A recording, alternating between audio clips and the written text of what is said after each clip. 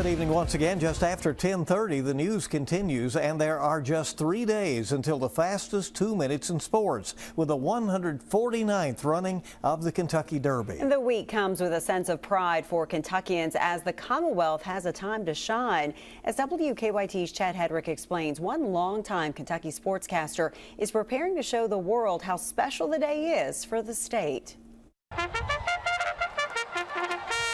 The famous call to post, that is music to any horse racing fan's ears. When you look up there and you see those twin spires, you go, hey, I'm at the Derby. The sights, sounds, and excitement that culminate in thousands of people descending into the bluegrass state.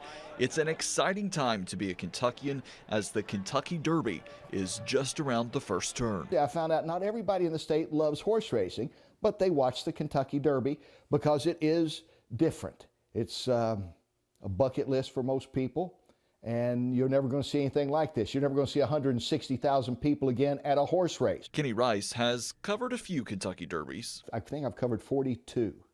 I think that's right. I was very young, very small child. But each one is just as exciting as the year before. And it's fun to still see a lot of the people. I mean, there's people like Todd Pletcher still around.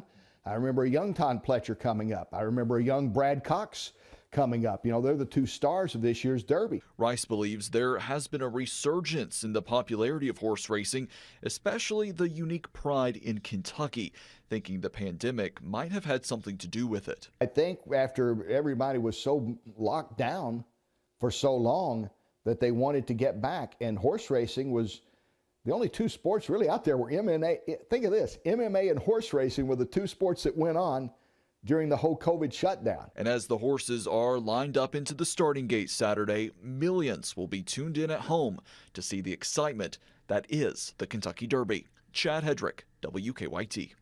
Well, Chad's talk with Rice came just as news broke of 2 horses dying today during the 502 day at Churchill Downs.